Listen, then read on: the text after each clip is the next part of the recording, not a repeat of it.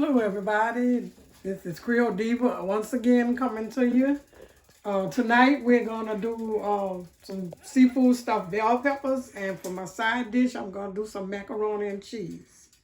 So the first thing I have some butter melting, and this was 4 tablespoons of butter. And I have that melting, and I'm gonna put about 4 tablespoons. This is seasoning. This is green onions, regular onions, red bell pepper, parsley, and celery. And I grind it up. You can see how I grind it up. And we're gonna put about 4 heaping tablespoons in there. You won't need all of it for this one dish. I always do extra seasoning and put it in a container. Well, we're gonna do a little bit more. Put it in a container. So if I need seasoning for something, I don't have to cut it up. It'll already be cut and put in a container. And you're just gonna cook this down a little bit. Maybe about 5 minutes. Just let it cook itself down. All right, so this really doesn't have to get brown. You just have to get it to where it's tender, where your vegetables are tender. It doesn't have to be brown, because your next step is to put the ground meat in. And this is 80-20 ground beef. You can use whatever kind of ground beef you want. You can even use pork. If you like pork, you can even use pork. This is just like a filler. You don't really have to put this in there at all. If you're doing the seafood stuffed peppers, you just want the seafood by itself. You don't really need to use the ground meat. I use the ground meat because my grandmother used to use the ground meat. She used to tell me that's to stretch it, because back in the days, my grandmother used to used to cook for a lot of people. They used to have their little card games on Sundays, and it was a lot of them. So men, women, children. So she always showed me things to do to stretch my food. So we're gonna let this brown,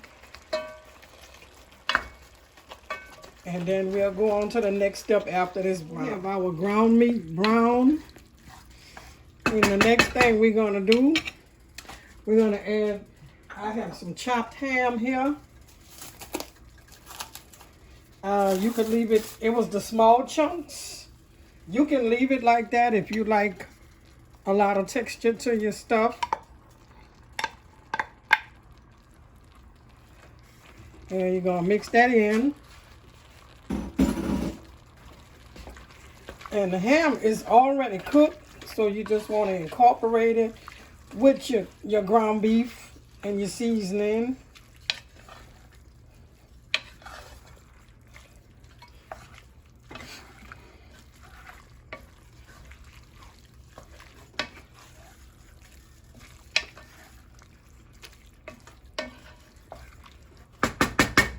Okay, so now we have our ham incorporated in there. So the next thing I'm going to do, I'm going to put some seasoning in there to season my ground meat. And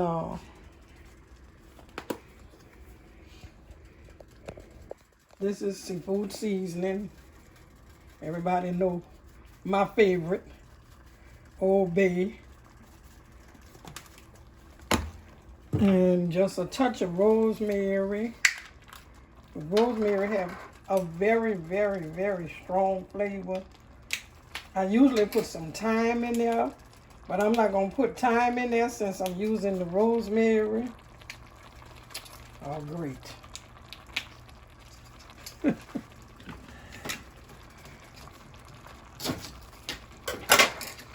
going to leave that because I don't want but a drop of this in there.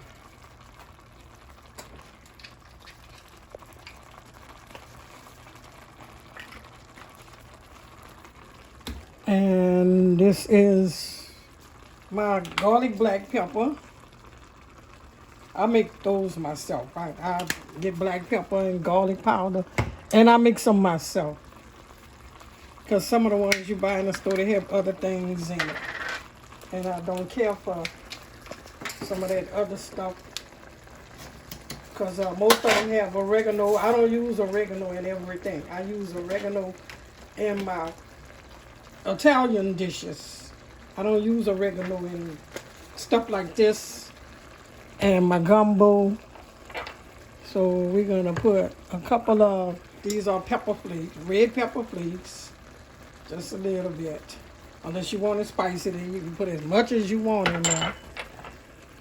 And we're going to put some salt to salt in the ground meat.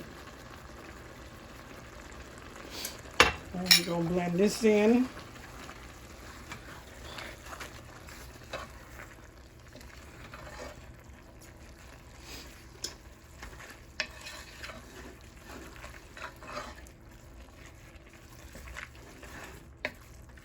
Alrighty. Next is our shrimp. Well, before I put the shrimps, this is shrimp stock. I made some shrimp stock. And I just put the Old Bay with the shrimp heads and I boiled them. And once they got to a bubbly brown, then I turn the pot off and I let it sit for like a half hour. So the flavor can blend in. And I'm just going to put a little bit of this. I don't need all of this. Just to give it a seafood flavor. And then I'm going to add my shrimps.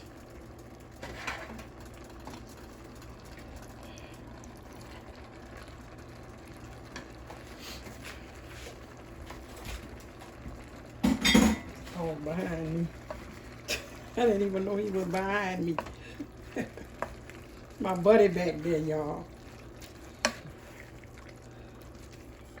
Sometimes I'll cut them shrimps in half. I should have cut them in half. But sometimes I leave them whole.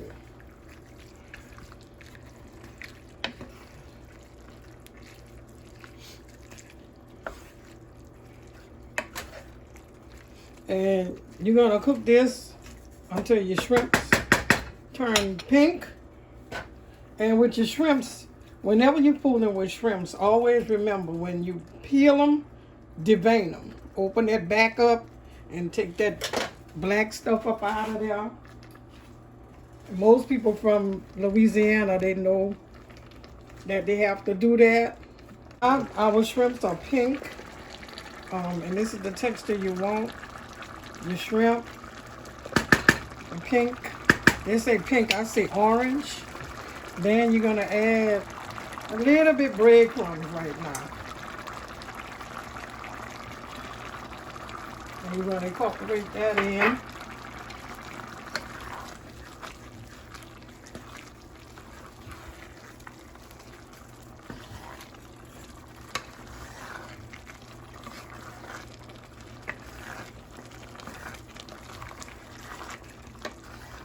Okay, now you put your crab meat. And this is claw crab meat. I have used lump crab meat before. Lump crab meat doesn't have the flavor like the claw. The claw has better flavor. And you can grind it up if you don't like the whole pieces. I like the whole pieces, me myself. And I think I'm going to just put all this in there. I love crab meat. And we're going to incorporate this in there. I'm going to incorporate it in there because the crab meat is already cooked. Pre-cooked at least. And I'm trying not to break up my big pieces of crab meat.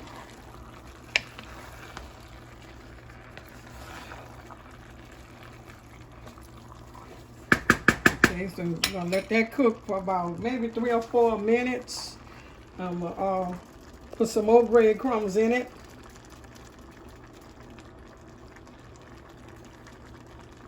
Because if it's too soupy, it's gonna fall out the pepper.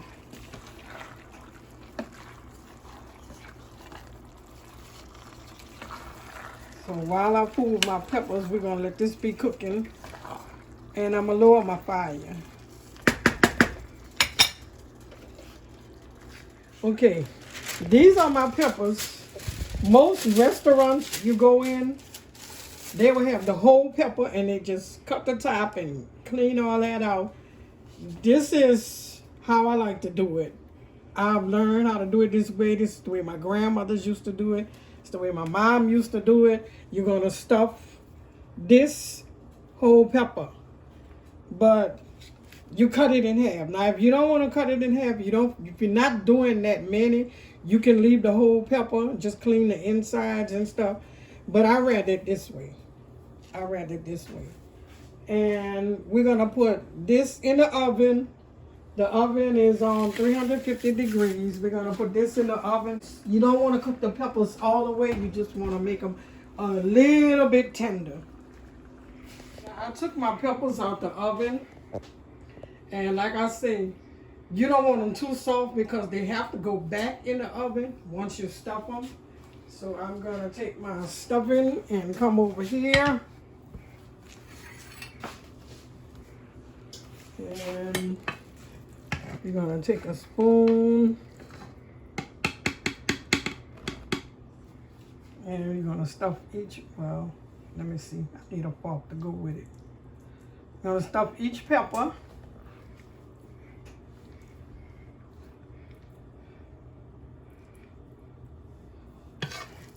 It's all right if it fall off, it's still good. You just got to be quick with it.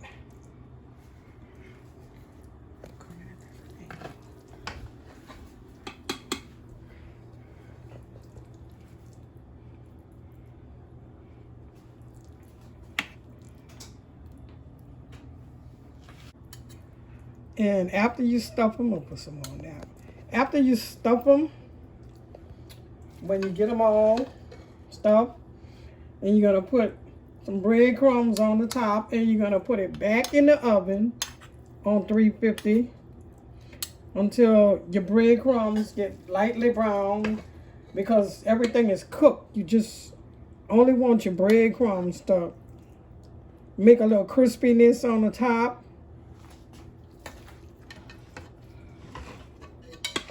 Let me taste it to make sure I got enough seasoning in there.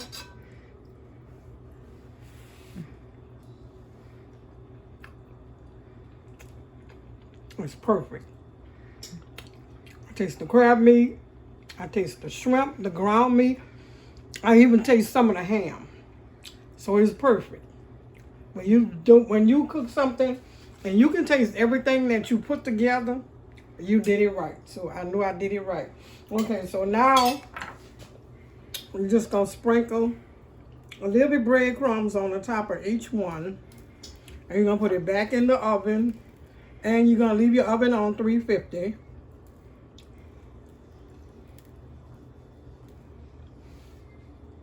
And these are only stay in the oven long enough. You're gonna notice that your breadcrumbs is a little bit browner. And you don't need a whole lot of breadcrumbs. You don't need to fill it with breadcrumbs. Just a little garnish of breadcrumbs on top. And you're going to put this back in the oven on 350. Okay, now I have my butter. I'm getting ready to do my macaroni and cheese. I have my butter melted. So to my butter, I'm going to add 3 tablespoons of flour. And for all you keto people, I could say almond flour, but it's not going to have the same texture. So you have to use your own judgment on how much you want to use. And you're going to make a white sauce.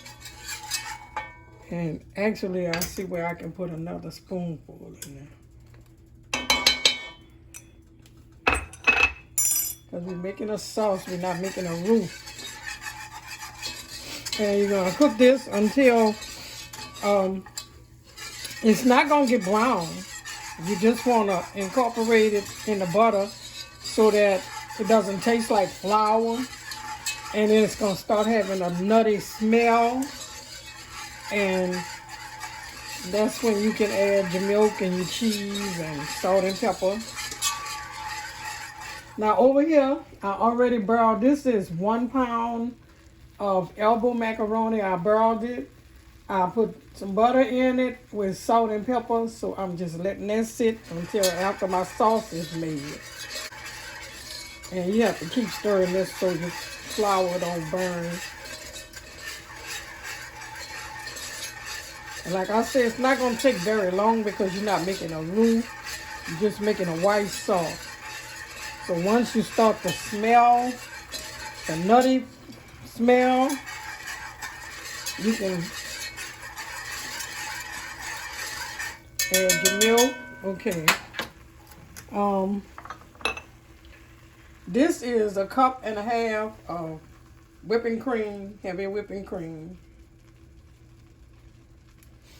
And this is 2 cups of evaporated milk. And I use evaporated milk in my macaroni and cheese because I like the flavor it gives. Gives it a richer flavor.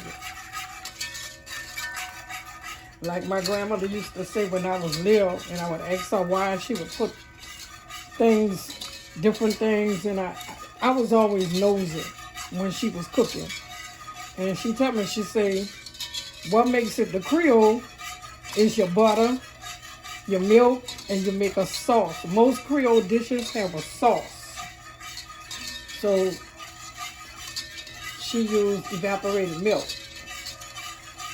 Now if it was too thick and she needed more, then she would add milk or whatever she had available.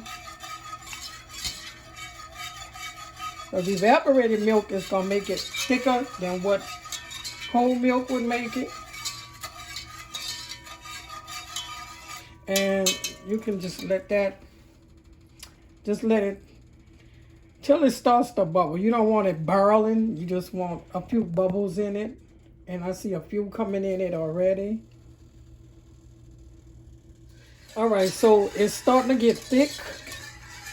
The sauce is starting to get thick. So what I'm going to do, I'm going to add my cheese. And I'm just going to drop it in there instead of pouring it all in there so it don't clunk up. This is Velveeta cheese, the block of Velveeta cheese. And I like to use that for the inside of the macaroni and cheese or the spaghetti casserole or whatever I'm doing because it melts quicker. And the cheddar cheese is always better for the top. But by the time I get all of these in there, they'll be started melting. But what you do is, some people freeze their cheese and slice it. No, you can't really. I mean, you can, but I just let my cheese sit out and then I slice it. It'll melt faster. Now, for that, we're going to use a spoon and stir it up. And this pot be hot, so I have to use. And it's going to melt. It's going to take a few minutes, but it's going to melt. All in there. Okay, and the cheese is melted. All you want to do is melt your cheese in there. And you can add just salt and your pepper and whatever else. That's all I add in mine is just salt. Because I already have some salt and pepper in the macaroni after I boil it. Okay, and at this stage, I'm going to open my macaroni. Is going back in the pot before it comes in the casserole dish to go in the oven. Like I said, I have my butter in there, my salt and my pepper. Oh, I don't want to make a mess. Please don't make a mess. I gotta get it all back in there. It's kind of awkward.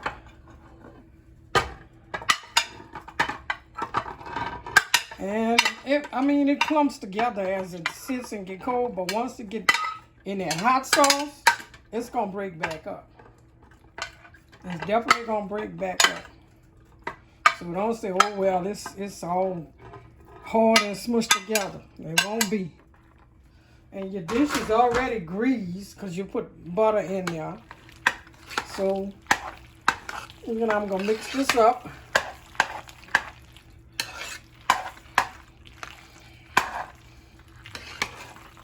Stir it all together. I can turn it off.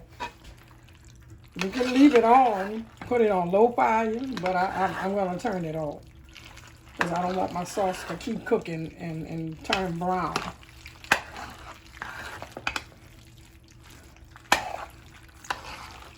And there's the sound that it makes.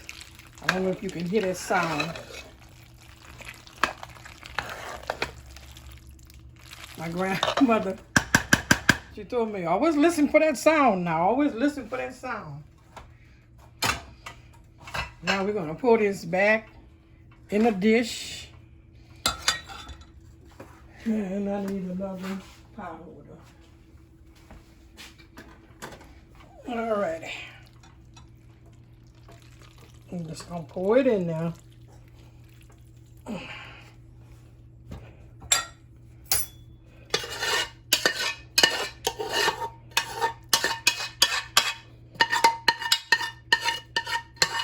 Scrape your cheese sauce out. And you're going to just even it up.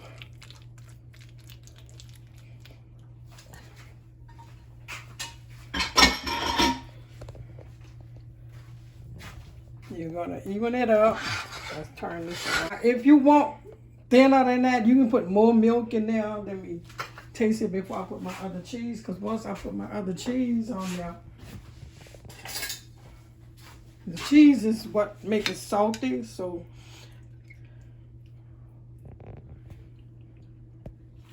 don't need no more salt in it. It's perfect. I'm going to sprinkle the cheese on top. And I made a mistake and turned my oven off.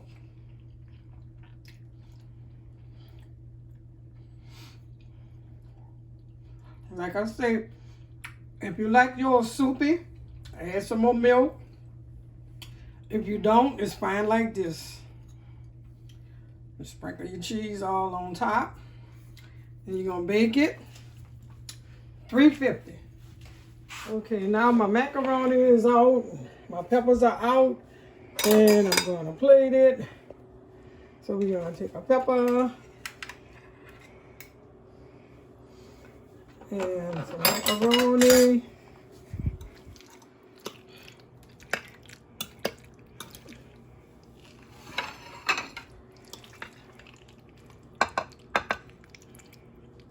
And it's not dry after all. And let's put a little garnish on it.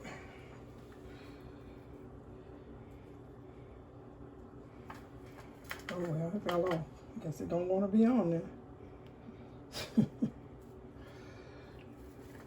Try this again.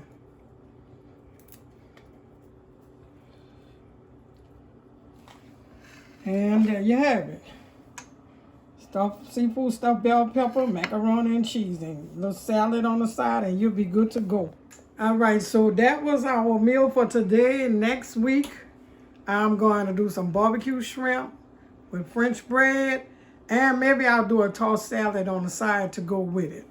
If not, I'll figure out something else. But we definitely going to have barbecue shrimp next week. So y'all tune in, and remember to subscribe, comment, and like.